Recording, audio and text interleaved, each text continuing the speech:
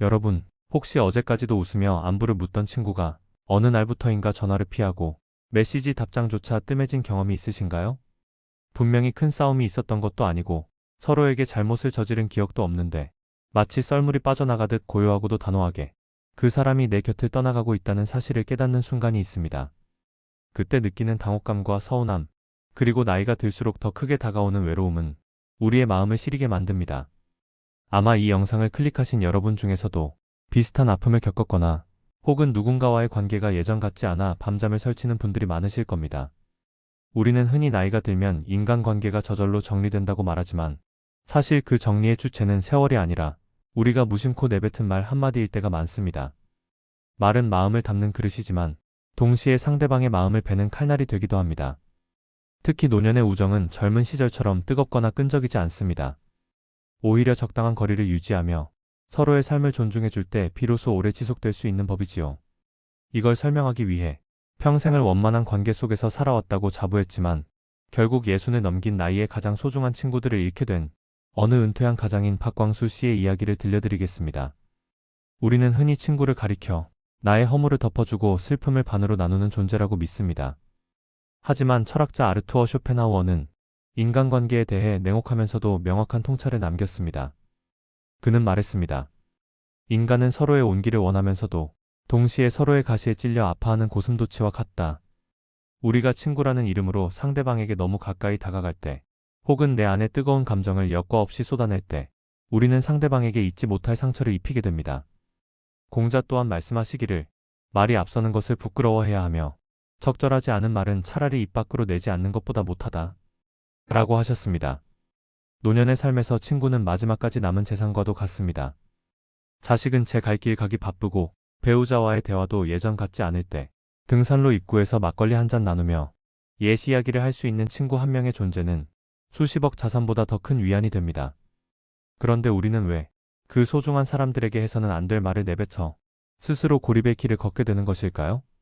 그것은 우리가 대화의 본질을 오해하고 있기 때문입니다. 대화는 내 이야기를 쏟아내는 창고가 아니라 상대의 마음이 쉴 수 있는 빈 의자를 내어주는 과정입니다. 박광수 씨가 겪은 가슴 아픈 사례를 통해 우리가 친구 앞에서 반드시 삼가야 할 4가지 말이 무엇인지, 그리고 그 말들이 어떻게 관계를 파괴하는지 상세히 살펴보겠습니다. 박광수 씨는 30해 넘게 대기업에서 근무하며 남부럽지 않은 성과를 올리고 퇴직한 인물입니다.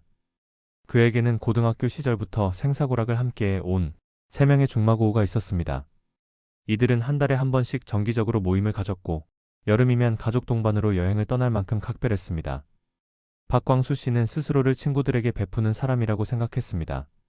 모임이 있으면 의뢰 자신이 더 많은 돈을 냈고 친구들의 고민을 들어주며 해결책을 제시해주는 것을 즐겼습니다. 하지만 은퇴 후 2년이 지났을 무렵 박광수 씨는 이상한 기운을 감지했습니다. 단톡방은 예전처럼 활발하지 않았고 먼저 만나자고 제안을 해도 친구들은 저마다 핑계를 대며 만남을 피했습니다.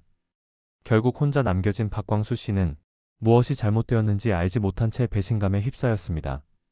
그가 친구들과 마지막으로 가졌던 술자리 장면을 복기해보면 그 원인이 명확히 드러납니다. 그날 박광수 씨는 자리에 앉자마자 미국 명문대에서 박사 학위를 따고 대기업에 입사한 큰아들 자랑을 시작했습니다. 역시 자식 농사는 공을 들인 만큼 거두는 법이야.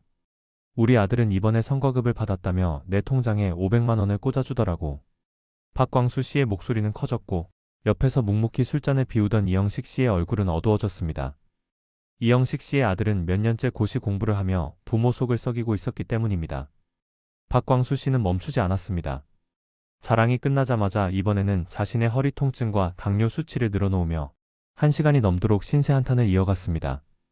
친구가 위로의 말을 건네려 하자 박광수 씨는 말을 끊으며 훈수를 두기 시작했습니다. 이복의 이영식 씨, 자네도 운동 좀 하게. 내가 가르쳐준 대로만 하면 금방 나아. 사람이 의지가 약해서 그런 거야. 마지막으로 그는 술기운을 빌려 자신의 통장에 들어있는 노후 자금 규모와 과거에 저질렀던 친구들의 실수들을 들춰내며 껄껄 웃었습니다. 그는 이것이 친밀함의 표시라고 믿었지만 그날 이후 친구들은 그를 조용히 떠나갔습니다. 박광수 씨가 범한 실수는 단순히 말실수가 아닙니다. 노년의 인간관계에서 지켜야 할 최소한의 예의와 경계를 허문 것입니다. 자, 이제 박광수 씨의 사례를 바탕으로 우리가 친구 앞에서 절대로 말해서는 안 될 4가지를 구체적으로 짚어보겠습니다. 첫째, 자식 자랑과 재산 자랑은 친구를 가장 빨리 잃는 지름길입니다. 여러분, 노년의 시기에는 누구나 자기 삶의 가치를 증명받고 싶어 합니다. 평생을 고생하며 살아온 대가로 자식이 잘되고 경제적으로 여유로운 것은 분명 축복받을 일입니다.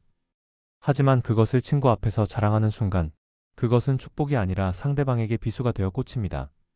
특히 노후에는 상대적인 박탈감이 젊은 시절보다 훨씬 큽니다. 친구의 아들이 성공했다는 소식은 내 아들의 부족함을 도드라지게 만들고 친구의 재산 이야기는 내 낡은 구두를 더 초라하게 보이게 합니다. 진정한 친구라면 축하해줘야 하는 것 아니냐고 묻고 싶으시겠지만 인간의 본능은 그리 간단하지 않습니다. 나와 비슷한 처지라고 생각했던 친구가 어느덧 저 멀리 앞서가는 모습을 보며 박수를 칠 수 있는 사람은 드뭅니다. 부처님께서도 말씀하시기를 질투는 스스로를 태우는 불길과 같다 라고 하셨습니다. 내가 내뱉은 자랑은 친구의 마음속에 질투라는 불길을 지피는 행위입니다. 친구가 먼저 묻기 전까지는 자식의 성공이나 나의 경제적 여유를 말하지 마십시오. 오히려 친구의 어려운 사정을 먼저 살피고 나의 부족한 점을 슬쩍 내비치는 것이 상대방의 마음을 편안하게 만드는 고수의 대화법입니다. 자랑하고 싶은 마음이 목구멍까지 차오를 때 그것을 꿀꺽 삼키는 인내심이야말로 노년의 품격을 결정짓는 핵심입니다. 둘째, 끊임없는 신세 한탄과 질병에 대한 불평을 멈추어야 합니다. 나이가 들면 몸 여기저기가 아프고 삶이 고달픈 것은 당연한 이치입니다. 그래서 친구를 만나면 위로받고 싶은 마음에 자신의 고통을 쏟아내게 됩니다. 하지만 여러분, 슬픔도 나눌수록 줄어든다는 말은 틀린 말일 때가 많습니다. 부정적인 감정은 전염성이 강합니다. 한두 번은 친구가 진심으로 걱정해주고 공감해주겠지만 만날 때마다 병원 이야기, 약 이야기, 며느리 흉, 세상 탓만 늘어놓는 사람 곁에는 아무도 머물고 싶어 하지 않습니다. 우리는 대화를 통해 에너지를 얻고 싶어 하지 상대방의 부정적인 에너지를 떠안고 싶어 하지 않기 때문입니다. 철학자 스피노자는 슬픔은 인간의 활동 능력을 감소시킨다 라고 말했습니다. 나의 한탄이 친구의 활동 능력까지 갉아먹고 있는 것은 아닌지 되돌아봐야 합니다. 아픈 곳을 말하기보다는 오늘 본 예쁜 꽃 이야기나 새로 시작한 취미 생활의 즐거움을 이야기하십시오. 긍정적인 말을 내뱉는 사람 곁에는 항상 사람들이 모여듭니다. 내 몸의 통증은 의사와 상담하고 내 마음의 괴로움은 스스로를 달래는 연습을 해야 합니다. 친구는 나의 쓰레기통이 아니라 함께 길을 걷는 동반자임을 잊지 마십시오. 셋째, 상대방의 삶에 끼어드는 훈수와 충고를 경계해야 합니다. 박광수 씨처럼 사회적으로 성공했던 분들이 가장 많이 저지르는 실수입니다. 자신이 살아온 방식이 정답이라고 믿기에 친구의 문제에 대해 내가 해봐서 아는 대로 시작하는 조언을 아끼지 않습니다. 하지만 여러분, 60이 넘고 70이 넘은 사람들은 이미 자기만의 삶의 방식과 가치관이 굳어진 상태입니다. 누군가의 충고를 듣고 삶을 바꿀 시기는 이미 지났습니다.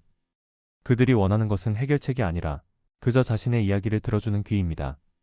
상대방이 조언을 구하지 않았는데도 불구하고 운동을 해라, 돈을 아껴라, 자식 교육을 그렇게 하면 안 된다는 식의 말은 조언이 아니라 폭력에 가깝습니다. 그것은 상대방을 나보다 아래로 보고 있다는 오만한 태도로 비치기 때문입니다. 진정한 지혜는 입을 닫고 귀를 여는 데서 나옵니다. 친구가 고민을 털어놓을 때 정말 힘들었겠구나 라는 한마디 공감이 100마디의 논리적인 충고보다 수천 배 강한 힘을 발휘합니다. 상대의 삶을 내 잣대로 평가하려 하지 마십시오. 각자의 인생에는 각자의 이유가 있고 우리는 그저 서로의 다름을 인정하며 곁에 있어주는 것만으로도 충분합니다. 넷째, 지나친 과거의 폭로나 비밀 이야기, 그리고 금전적 관계를 언급하지 마십시오. 오랜 친구일수록 서로에 대해 너무나 많은 것을 알고 있습니다. 젊은 시절의 실수, 부끄러운 과거, 혹은 집안의 치부까지 공유했을지도 모릅니다. 하지만 시간이 흘러 노년에 접어들었을 때 그런 과거의 비밀을 다시 꺼내는 것은 매우 위험한 일입니다. 자네 예전에 그랬던 거 기억나나? 라는 말로 시작하는 농담은 상대방에게는 씻을 수 없는 모욕이 될 수 있습니다. 사람은 누구나 과거의 허물을 덮고 지금의 품격 있는 모습으로 기억되길 원합니다.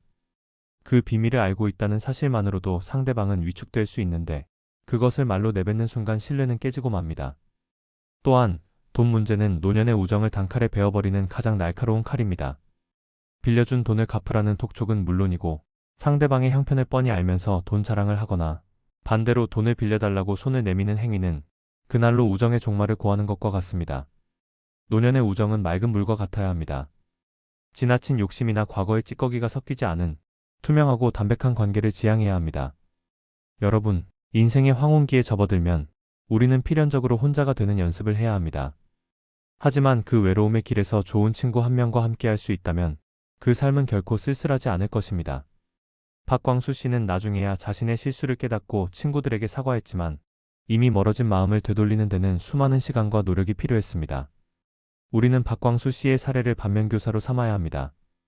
말은 내뱉기 전에는 나의 노예이지만 내뱉고 난 후에는 나의 주인이 됩니다.